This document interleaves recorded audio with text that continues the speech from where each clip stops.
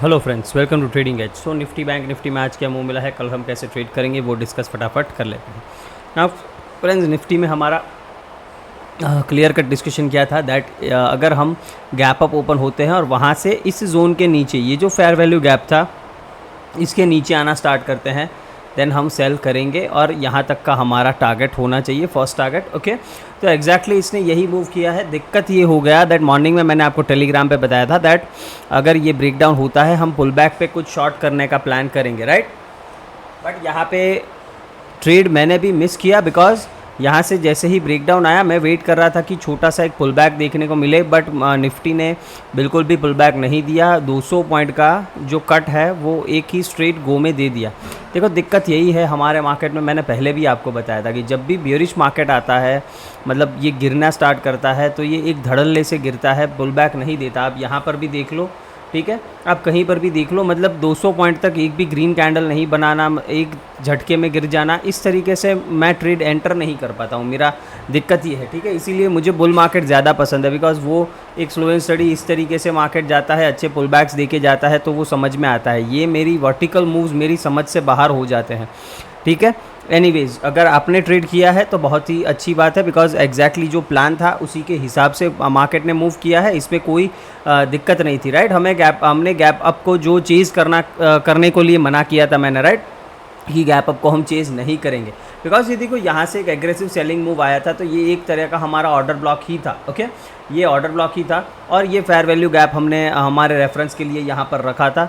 सो यहाँ पे एक बार टेस्ट किया मार्केट ने, जो फर्स्ट टाइम यहाँ पे आया तो डेफिनेटली ये एग्रेसिव सेलिंग आया था तो यहाँ से मार्केट को पुल बैक करना था। बस यही था कि इस तरीके का एक प्राइस एक्शन बना देता तो एक बढ़िया सा ट्रेड मिल जाता। बट एनीवेज, ठीक है, आपने अगर ट्रेड किया है तो बहुत ही बढ़िया बात है। और अगर बैंक निफ्टी की बात करें, बैंक निफ्टी में बढ़िया ट्रेड मिला है। ओके, अगर आपने हमारा जो ऑपरेटर साइकोलॉजी वाला वीडियो देखा है तो उससे आप समझ जाओगे कि एग्जैक्टली वही मूव मार्केट ने किया है। ओके, ये आई गेस 250 पॉइंट जितना ये गैप अप ओपन हुआ था, फिर ये एक अप मूव दिया, हमारे ऑर्डर ब्लॉक में आया और वहाँ से सेल। ओके, तो एग्जैक्टली इसने अच्छा मूव दिया है बैंक निफ्टी ने, तो ये एक अच्छा टारगेट इसने मॉर्निंग में दे दिया था, अच्छे खासे पॉइंट, मतलब ऑलमोस्ट आप समझो कि 600 पॉइंट्स का इसने मूव एक झटके में इसने भी दे दिया था। तो जिसने बैंक निफ्टी ट्रेड किया होगा उसके लिए कोई दिक्कत वाली बात नहीं थी बिकॉज एक अप मूव इसने पहले दे दिया था मैनिपुलेट करने के लिए। और मैंने आपके लिए एक वीडियो भी बनाया है मॉर्निंग सीरीज़, ये ऑपरेटर साइकोलॉजी वाला, कि मॉर्निंग में कैसे ट्रेड करना है, तो उसमें ये सेटअप मैंने क्लियरली समझाया है कि गैप अप के बाद अगर ऊपर जाता है चीज़ मत करो, उसमें रिवर्सल फाइंड आउट करने की कोशिश करो, राइट। और मिड कैप्स की अगर बात करें तो देखो, मिड कैप्स में एक अच्छे 2 ट्रेड्स मिले थे। एक यहाँ से हमने बाइंग की बात की थी तो ये ट्रेड मैंने कैच किया था, ये बाइंग का छोटा सा मूव। और फिर हमने बात की थी दैट अगर हम 12,980 के नीचे अगर मूव करना स्टार्ट करते हैं देन हम नीचे 12,850 एंड 800 तक के टारगेट्स देख सकते हैं। तो आप देख सकते हो कि मार्केट मिड कैप्स बहुत ही एग्रेसिवली गिरा है, इसने यहाँ पे एक लो भी लगाया है। नाव कल कैसे ट्रेड करना है सभी इंडाइसेस एक बार बात कर लेते हैं। देखो, इससे पहले मैं एक डेटा आपके साथ शेयर करना चाहता हूँ, ठीक है।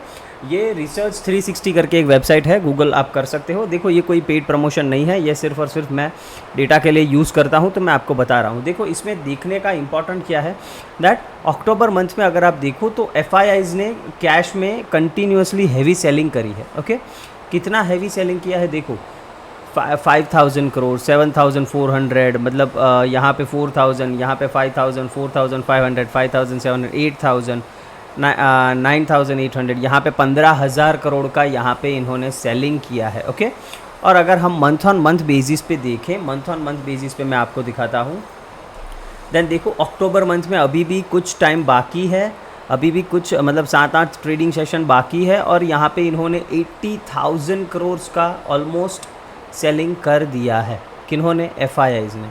ओके, इतना एग्रेसिव सेलिंग लास्ट कब हुआ था ये चीज़ समझो। पहले मैं थोड़ा नीचे करता हूँ, ये मंथली डेटा है तो हम देखते चलते कि इतना एग्रेसिव सेलिंग कब हुआ है। देखो, 80,000 के आसपास, यहाँ पे है 41,000 है, यहाँ पे 18,000, ये 58,000, 54,000, 40,000, ये सारे, बट 80 के आसपास कोई नहीं है। यहाँ पर भी अगर हम देखें, यहाँ पर ओके नहीं, यहाँ पे है हाईएस्ट सेलिंग 80 के बाद 65,000। और ये कब का डेटा है ये चीज़ देखो, ये डेटा है मार्च 2020, मतलब कोविड के टाइम का ये डेटा है।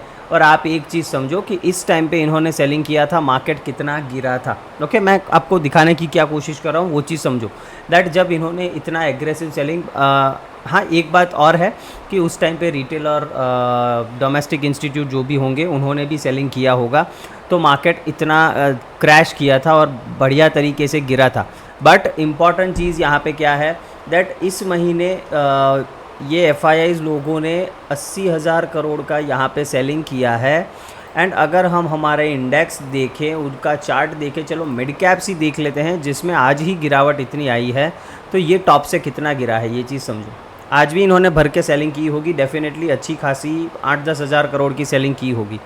ये टॉप से गिरा है सिर्फ 5.5%। ओके, कितना गिरा है? 5.5, आप 6% मान लीजिए, चलो ये सिर्फ और सिर्फ 6% गिरा है। ओके, मतलब मैं आपको यहाँ पे दिखाने की क्या कोशिश कर रहा हूँ कि हमारे जो यहाँ पे इंडिया में रिटेलर्स हैं वो कितने मैच्योर हो गए हैं। ओके, हमारा मार्केट मैच्योर हो गया है, दैट इतनी सारी FIIs की सेलिंग भी हम पूरे की पूरी एब्जॉर्ब कर रहे हैं। यहाँ पे आप देखो तो DIIs ने बाइंग कितना किया है, अगर वो डेटा भी मैं आपको दिखाऊं, देन यहाँ पे हम करते हैं DIIs कैश का डेटा, तो आप देखो यहाँ पे कि 80,000 करोड़ का FIIs ने सेलिंग किया है, तो सामने 74,000 करोड़ का DIIs ने बाइंग किया है। ओके, तो उतना ही इन्होंने बाइंग कर लिया है, तो DIIs कंटिन्यूसली बाइंग करते आ रहे हैं। ये क्यों हो रहा है? बिकॉज हमारी म्यूचुअल फंड इंडस्ट्री बहुत ही अच्छे तरीके से ग्रो कर रही है। Okay, month on month basis पे हम SIPs के रिकॉर्ड ब्रेक कर रहे हैं। Last month I guess 24,000 crore की SIPs ऐड हुई थी। 24,000 मतलब आप समझ लीजिए कि अगर एवरी मंथ भी आप 24,000 की सिर्फ SIPs बात कर रहा हूँ, ठीक है, मैं और किसी इन्वेस्टमेंट की बात नहीं कर रहा हूँ, सिर्फ और सिर्फ SIPs। बिकॉज म्यूचुअल फंड में सारा पैसा देखो, लमसम जो भी हम इन्वेस्ट करते हैं, ओके, ये भी म्यूचुअल फंड में आता है। फिर जो बड़े इंस्टीट्यूट जो HNIs वगैरह होते हैं वो भी करते हैं इसमें इन्वेस्टमेंट। फिर अगर हम बात करें तो हम जो इंश्योरेंस लेते हैं, ठीक है, इंश्योरेंस लेते हैं, ये सारी चीज़ें भी, इनका पैसा भी स्टॉक मार्केट में म्यूचुअल फंड और फंड मैनेजर्स के थ्रू आता है। तो ये सारे पैसे तो मैं अभी गिन भी नहीं रहा हूँ, सिर्फ और सिर्फ 24,000 करोड़ की हमारी SIP बुक है और ये एवरी मंथ न्यू रिकॉर्ड कर रही है। और एक और इम्पॉर्टेंट चीज़ मैं अगर आपको बताऊँ, दैट हमारे यहाँ जो DIIs है वो 2 लाख करोड़, ओके, कितना? 2 लाख CR का कैश ऑन हैंड लेके अभी बैठे हैं। ओके, ये आई गेस लेटेस्ट डेटा है, आई गेस अगस्त या फिर सितंबर मंथ का डेटा है, अभी शायद थोड़ा अपडेट हुआ होगा, बट ये अगस्त और या सितंबर का ये डेटा है। 2 लाख करोड़ की इनके पास कैश ऑन हैंड है। किसके पास? DIIs के पास। DIIs मतलब हमारे डोमेस्टिक जो इंस्टीट्यूट्स हैं उनके पास इतना तो अभी भी कैश ऑन हैंड पड़ा है। ओके, तो आप सोचिए कि ये किस तरीके से FIIs की कितनी सेलिंग ये एब्जॉर्ब कर सकते हैं। और एवरी मंथ हमारे पास जो SIPs आ रही हैं वो सब चीज़ें तो म्यूचुअल फंड तो ग्रो कर ही रहा है। तो जस्ट सोचने की बात यह है दैट कितना एग्रेसिव DIIs बाई कर रहे हैं और हमारा मार्केट फिर भी गिर नहीं रहा है। ओके, तो ये एक कंसर्न की बात है। ये पूरा टॉपिक समझाने का रीज़न ये था दैट जिस दिन भी कुछ भी ख़राब न्यूज़ आ गया या फिर हमारे डोमेस्टिक इंस्टीट्यूशन ने कुछ दिन के लिए भी अगर हाथ पीछे खींच लिए, देन आप समझो दैट वर्टिकल फॉल्स हमको मार्केट में इस तरीके के देखने को मिलेंगे। बिकॉज यहाँ पे क्लियरली क्या चीज़ हो रही है, एक चीज़ समझो, यहाँ पे क्लियरली इंडेक्स मैनेज हो रहा है। ओके, आप एक चीज़ समझो, तो यहाँ पे क्लियर, इसको इंडेक्स मैनेजमेंट बोलते हैं, तो यहाँ पे क्लियरली इंडेक्स मैनेज हो रहा है, इंपॉर्टेंट लेवल्स को ब्रेक नहीं करने दिया जा रहा है। बट ये चीज़ देखो, चलो हो सकता है कि हम बिल्कुल ना गिरे और हम 24,700 से लेके 25,500 निफ्टी का रेंज पकड़ ले, और इस रेंज में निफ्टी हो सकता है आने वाले 1-2 महीने तक रह जाए। हम सक्सेसफुल हो जाएं इंडेक्स को मैनेज करने में, हमारे DIIs एक्टिवली इतना एग्रेसिवली बाइंग करते रहें। ओके, ये सब चीज़ें मान के चलते हैं तो भी 1-2 महीने मार्केट इस रेंज में रह सकता है, ये एक पॉसिबिलिटी है। बट अगर एक वर्स्ट केस सिनारियो समझो कि कुछ भी थोड़ा सा भी न्यूज़ आ गया ना इधर उधर का, तो ये दिक्कत इतनी होगी कि बिकॉज आप समझो कि किसी चीज़ को आप एग्रेसिवली मैनेज कर रहे हो, उसे गिरने नहीं दे रहे हो, फिर जब आप हाथ उससे हटा दोगे तो जब ये फटेगा ना फ्रेंड्स, तो ये रॉकेट की तरह जाएगा। ओके, फिर इसमें कोई इसको बचाने वाला नहीं होगा। मैं आपको डरा नहीं रहा हूँ, मैं बिल्कुल भी ऐसा नहीं बोल रहा हूँ कि इंडियन मार्केट्स ख़राब है, इसमें इन्वेस्ट मत कीजिए, इन्वेस्ट कीजिए। ठीक है, इन्वेस्ट रहना है। अगर आपका व्यू 10 इयर्स का है, आपका व्यू 20 इयर्स का है, कोई दिक्कत नहीं है, बिल्कुल इन्वेस्टेड रहिए। लॉन्ग टर्म आपके लिए बहुत ही अच्छा है। आने वाले 10 to 15 इयर्स जो हैं वो इंडियन इकोनॉमी के लिए गोल्डन है, ओके। और आपको अथाह पैसा बना के देगा आपका इन्वेस्टमेंट। मैं डरा नहीं रहा हूँ, बट मैं सिर्फ उन लोगों के लिए बात कर रहा हूँ जो फ्रेश इन्वेस्टमेंट करना चाहते हैं, ओके, उनके लिए ये बात है। और जिन्होंने ऑलरेडी इन्वेस्ट किया है उनके लिए ये एक वार्निंग है कि अभी भी आपने आपको जो प्रॉफिट हो रहा है, बिकॉज लास्ट 3 ईयर से आपने अगर कुछ भी 3-4 साल से आपने कुछ भी बाइंग किया है तो उसमें अच्छा खासा रिटर्न आपको मिल रहा होगा। तो मेरा सिर्फ कहने का मतलब है कि कुछ न कुछ कैपिटल निकाल के रख दीजिए, कैश अपने हाथ पे रख दीजिए, या फिर गोल्ड एंड सिल्वर में कुछ भी इन्वेस्टमेंट आपको अच्छा लगता है आप कर सकते हो। ये कोई भी इन्वेस्टमेंट एडवाइस नहीं है, मैं सेबी रजिस्टर्ड एनालिस्ट नहीं हूँ। ये सिर्फ और सिर्फ मेरा व्यू है मार्केट को लेके। आप अपनी तरीके से अपने फाइनेंशियल एडवाइज़र से डिस्कस कर सकते हो। मेरा काम था आपको गाइड करना, मैंने गाइड कर दिया है, इसीलिए मैंने आपके ये 5 मिनट अभी वेस्ट किए हैं। वेस्ट तो नहीं बोलूँगा, बट 5 मिनट मैंने आपके लिए है, ओके। तो अभी देखते हैं कि कल इसमें ट्रेड कैसे करना है। देखो अभी अगर आप एक इम्पॉर्टेंट, यहाँ पे मैं थोड़ा बड़ा टाइम फ्रेम कर देता हूँ, चलो 15 मिनट का, ओके 15 मिनट्स का मैं टाइम फ्रेम कर देता हूँ। अगर हम यहाँ पे मार्केट में अगर एक स्ट्रक्चर समझने की कोशिश करें तो मार्केट यहाँ से नीचे आया, फिर देखो ये जो ट्रेंड लाइन था ना, लॉन्ग टर्म ट्रेंड लाइन, इसको ब्रेक डाउन किया, ये रीटेस्ट किया, वापस से ब्रेक डाउन किया, अब यहाँ से वापस रीटेस्ट कर रहा है। अगर ये लोज के नीचे निफ्टी मूव करना स्टार्ट किया, ओके, देन इस तरीके का मूव यहाँ पे नीचे देखने को आपको मिलेगा। ये चीज़ मेरी याद रखनी है, बिकॉज बहुत ही इंपॉर्टेंट लेवल है ये वाला, ओके। तो ये बिकॉज ये क्या हो रहा है, यहाँ पे ये ट्रेंड लाइन ब्रेकडाउन हुआ, ये रीटेस्ट हुआ और फिर यहाँ से इस तरीके का प्राइस एक्शन बन गया, देन आपको ऐसा फॉल देखने को यहाँ पे मिलेगा। फिर 24,000 तो कहीं नहीं गया, बेयर मिनिमम, ओके। और इसके नीचे 23,400 के आसपास ये टारगेट्स हमने वीकली में डिस्कस किए हैं, ओके। तो इस चीज़ को याद देखो, ये लोज ब्रेक नहीं होते तब तक कोई टेंशन की बात नहीं है, तब तक कोई एग्रेसिव सेलिंग नहीं आएगा, ओके। एग्रेसिव सेलिंग जब तक, ये लो कौन सा है, 24,700 है, ओके। और फिर एक सपोर्ट मार्केट के पास 550 के पास ले सकता है, बट आई हार्डली बिलीव कि ये होगा, बिकॉज अगर 700 ब्रेक हुआ देन डेफिनेटली यहाँ पे बियर्स एग्रेसिवली एक्टिव हो जाएंगे और ये शॉर्ट करना स्टार्ट कर देंगे और मार्केट को और नीचे एटलीस्ट 24,000 तक तो लेके नीचे इस जोन तक नीचे जा सकते हैं। तो इस चीज़ को ध्यान रखना है, डरना नहीं है, लेवल्स पे काम करना है। तो कल ट्रेड कैसे करें वो एक बार फटाफट डिस्कस अभी कर लेते हैं। देखो यहाँ पे अगर हम देखें, अगर हम फ्लैट ओपन होते हैं तो हमें कुछ भी करने की ज़रूरत नहीं है, बिकॉज़ ये एक गंदा सा रेंज मार्केट ने बनाया है जहाँ पे ट्रेड करना बिल्कुल भी एडवाइजेबल नहीं है, ओके। देखो मुझे 15 मिनट में कोई भी क्लीन ऑर्डर ब्लॉक नहीं दिख रहा है, इसीलिए मैं 5 मिनट्स में ये वाला जो ऑर्डर ब्लॉक है इसको ड्रॉ कर रहा हूँ। इसको मैं डिलीट करूँगा, अभी इसका कुछ काम है नहीं, ओके।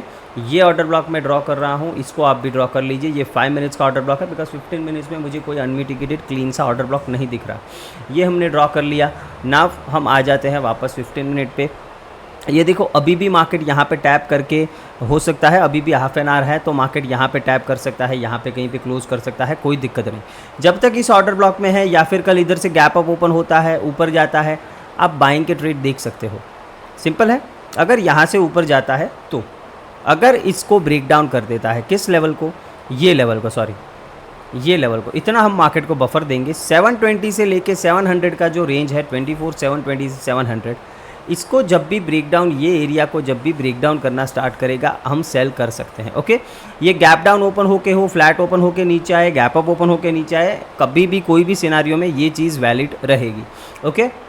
मान लेते हैं फ्लैट ओपन होके ऊपर जाते हैं, कुछ भी मत करना, कुछ भी यहाँ पे फ्लैट ओपन होके ऊपर जाने में या फिर गैप अप ओपन होते हैं, जब तक हम 920 के नीचे हैं आपको कुछ करने की ज़रूरत नहीं है। 920 के नीचे है आपको बाइंग नहीं करना है। 920 के ऊपर ये सस्टेन करना स्टार्ट किया, आप बाइंग कर सकते हो, बिकॉज ये जो ऑर्डर ब्लॉक था इससे जो रिजेक्शन देना था मार्केट ने ऑलरेडी दे दिया है। अभी अगर 920 के ऊपर एक अच्छा प्राइस एक्शन बना दिया देन हम 25,060 से लेके 25,080 तक जाएंगे, ये फर्स्ट टारगेट होगा। इसके ऊपर गया देन 25,160 एंड इसके ऊपर 230, ओके, जो हमारा वीकली फेयर वैल्यू गैप है। तो ये सारे लेवल्स आपको याद रखना है on the upside. Now gap up open हुआ, देखो ध्यान रखना है गैप अप में, गैप अप ओपन होते ही बाइंग मत कर लेना, फ्लैट ओपन होके ऊपर जाने देना, यहाँ पे सस्टेन करके जब ब्रेकआउट करे तब आप ट्रेड लेना। सिंपल है मेरी बात, निफ्टी को थोड़ा सिंपल ही रखते हैं बिकॉज अभी मार्केट बहुत ही गंदे तरीके से मूव कर रहा है। अगर आप देखो निफ्टी देखो, बैंक निफ्टी देखो यहाँ पे एक आई गेस 800 से 1000 पॉइंट का फॉल दिया, फिर दूसरे दिन 1000 पॉइंट का रिकवरी दिया, फिर मार्केट थोड़ा गैप अप खुलता है, फिर वहाँ से 800-900 पॉइंट का फॉल दिया। इस तरीके का मार्केट ट्रेडेबल नहीं होता है। ओके, ये ट्रेडेबल नहीं होता है बिकॉज़ इसमें आपके कोई भी प्लान होंगे उसकी धज्जियाँ उड़ने में कोई भी देर नहीं लगेगी। तो अगर आपने आज कोई अच्छा ट्रेड कैच नहीं किया, कोई दिक्कत नहीं है। ओके, कोई दिक्कत नहीं है। ऐसे मार्केट में अच्छा ट्रेड करना वैसे भी थोड़ा डिफ़िकल्ट होता है। ओके, फिर भी बैंक निफ्टी जो ट्रेड करता है उनको डेफिनेटली एग्जैक्टली प्लान के हिसाब से ट्रेड मिला है। जिन्होंने निफ्टी में किया होगा उसमें भी अगर आपने पुल बैक का वेट नहीं किया मेरी तरह तो आपको भी अच्छा ट्रेड मिला होगा बिकॉज उसमें भी सेम प्लान था। But anyways now bank Nifty को कैसे, ये थोड़ा मुझे ज़्यादा क्लीन लग रहा है निफ्टी से। ओके, तो इसमें ध्यान क्या रखना है, इसमें दोनों साइड के मोमेंटम पॉसिबल है। ओके, बैंक निफ्टी अभी ऐसी जगह पे है, इधर दोनों साइड मूव पॉसिबल है। जब तक हम 52,800 के ऊपर सस्टेन नहीं करते हम कम्प्लीटली बुलिश नहीं हो सकते। ओके, और जब तक हम नीचे 51,000 के नीचे नहीं जाते, क्लोज करते, तब तक हम कम्प्लीटली बियरिश भी नहीं हो सकते। तो इसमें दोनों साइड के लिए आपको अपना दिमाग खुला रखना है। फ्लैट ओपन हो जाते हैं, ऊपर जाते हैं 52,150 के ऊपर ये सस्टेन करना स्टार्ट करता है approximately somewhere around here. Okay, इसके ऊपर समवेयर अराउंड सस्टेन करना स्टार्ट करता है, आप बाइंग कर सकते हो। 52,450 से लेके 550 तक आपका फर्स्ट टारगेट हो जाना चाहिए। अगर 550 ब्रेकआउट करता है देन 52,800 तक हम ऊपर खींच सकते हैं। ओके, सिंपल है। गैप अप ओपन हुआ, सेम बात है, छोटा मोटा गैप अप हुआ, प्राइस एक्शन को फॉलो करके ऊपर का ही ट्रेड लेंगे जब तक 52,150 के ऊपर है। ओके, सिंपल है। बड़ा gap up definitely pull back का वेट करेंगे, उसके बाद बाइंग करेंगे। ओके, गैप डाउन ओपन होता है 51,900 के नीचे ये सस्टेन करता है, आप शॉर्ट कर सकते हो। 51,650 से लेके 550 तक आपके नीचे के टारगेट्स हो जाने चाहिए, 51,900 के नीचे। ओके, ये गैप डाउन ओपन होके हो या फिर फ्लैट ओपन होके हो, एनी केस चलेगा।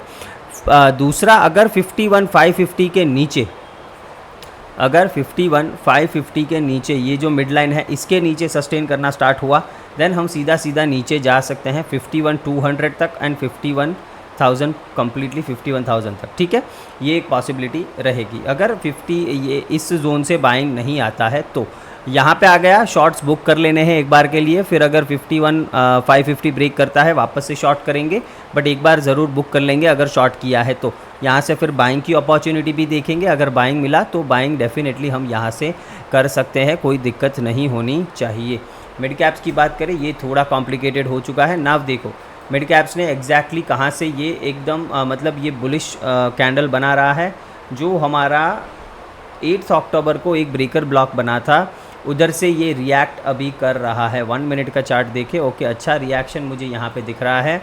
इसका मैं एक बार डेली चार्ट देखना चाहूँगा। ओके, नाव यहाँ पे देखो दो तरीके के पैटर्न डेली चार्ट पे बन सकते हैं। ओके, हो सकता है कल हम यहाँ से रिकवर कर जाएं और एक अच्छा खासा ग्रीन कैंडल बना दे, तो हम क्या मानेंगे दैट ये डबल बॉटम बना के ऊपर जा सकता है, ये टोटली पॉसिबल है। और अगर ऐसा नहीं होता और मान लेते हैं कि यहाँ पे एक छोटा सा ग्रीन या रेड कोई भी कैंडल यहाँ पे बना देते हैं और फिर इन लोज के नीचे उससे 1 के 2 दिन नीचे जाना स्टार्ट करते हैं, देन सीधा सीधा हम ये लेवल और ये लेवल टारगेट करेंगे, मतलब सीधा सीधा हम 12,000 के आसपास नीचे आ सकते हैं। तो ये दो पैटर्न बन सकते हैं। इस तरीके से आपको अपना ट्रेड प्लान करना है डेली चार्ट के हिसाब से। ओके, ये आया कहाँ से है ये चीज़ समझो, ये आया है डेली फेयर वैल्यू गैप से। ओके, इसीलिए मैंने 13,080 का लेवल निकाला था इसमें कि इसके ऊपर गया तो बाइंग करेंगे, अदरवाइज़ बाइंग का कोई सिनेरियो इसमें नहीं बनेगा, ये मैंने क्लियरली आप लोगों को बताया था। ओके, तो फेयर वैल्यू गैप्स इंपॉर्टेंट होते हैं, आप देख सकते हो अपने चार्ट पे। यहाँ पे मुझे ऐसा लग रहा है कि कल ये थोड़ा सा पॉज ले सकता है। ओके, और यहाँ पे एक छोटा सा डोजी टाइप का या ऐसा कुछ कैंडल बना दे, उसके बाद अगर ये ब्रेकडाउन हुआ ना तो एक तगड़ा मूव यहाँ पे देखने को 2-3 दिन मिल सकता है, ये मेरा व्यू है, तो इसको आपको याद रखना है। ओके, आ जाते हैं 15 मिनट्स पे और किस तरीके से ट्रेड करना है वो देख लेते हैं। ये सारे लेवल्स अभी उड़ा देंगे, इनका अभी कोई काम है नहीं। ओके, ये ब्रेकर अभी भले रहा बट इसका भी वैसे तो कोई काम है नहीं, बट एनीवेज ठीक है, अभी देखते हैं कल इससे कोई अच्छा रिएक्शन देखने को मिलता है तो राइट। तो इसके लिए ये भले रहा ब्रेकर हमारा, ये हमारा हो जाएगा एक bearish order block okay, red में करेंगे इसको सेलिंग जोन, और यहाँ पर भी एक ऊपर मुझे यहाँ पर एक ऑर्डर ब्लॉक दिख रहा है, एक ये करेंगे। सिंपल है नाउ। मिड कैप्स में सिंपल है, बाइंग अभी बिल्कुल भी भूल जाना है। ओके, बाइंग नहीं करेंगे। एक दिन मूव आ गया, मान लेते हैं कल यहाँ से ऊपर मूव आ गया, छोड़ देंगे, कोई दिक्कत नहीं, हमें नहीं करना है बाइंग। सेलिंग की अपॉर्चुनिटी देखेंगे कहाँ पे, फ्लैट ओपन होकर ऊपर जाता है, यहाँ से सेलिंग करेंगे। ओके, गैप अप ओपन हो गया, यहाँ से सेलिंग की अपॉर्चुनिटी देखेंगे, कोई दिक्कत नहीं। फ्लैट ओपन होकर नीचे जाता है 620 के नीचे, 620 के नीचे हम शॉर्ट्स प्लान करेंगे। ओके, और टारगेट क्या रखेंगे, ऑलमोस्ट 550 के आसपास। जी हाँ, 530 मतलब ये जो लो है, ये जो लो है इधर तक हम फर्स्ट टारगेट रखेंगे। वो ब्रेक हुआ देन नीचे कहाँ तक जा सकते हैं वो देख लेते हैं। अगर वो लो ब्रेक होता है देन नीचे हम 1 आवर का चार्ट एक बार करेंगे। ओके, ये ब्रेक होता है देन नीचे हम सीधा आ सकते हैं, ये गैप तक आ सकते हैं, 12,400 तक नीचे आ सकते हैं। ओके, तो ये एक जोन यहाँ पे मार्क कर लेंगे। ओके, यहाँ तक ये नीचे आ सकता है डेफिनेटली, और फिर उसके बाद हम यहाँ तक नीचे आ सकते हैं। ये अगर आप देख रहे हो, ओके, ये कैंडल, ये भी हम एक यहाँ तक, फिर उसके बाद 12,250 तक नीचे आ सकते हैं। ये कब करना है, अगर mid cap Nifty flat open होकर नीचे आता है, या फिर गैप डाउन ओपन होकर 12,620 के नीचे अगर सस्टेन करता है। फर्स्ट टारगेट हम रखेंगे 540 के आसपास, 12,540, इसके नीचे 12,400 के आसपास का हम टारगेट रखेंगे। बहुत सिंपल है, बाइंग इसमें कल करना नहीं है। ओके, तो होप आपको एनालिसिस पसंद आया है। वीडियो को लाइक शेयर एंड सब्सक्राइब ज़रूर करना है फ्रेंड्स। Thank you.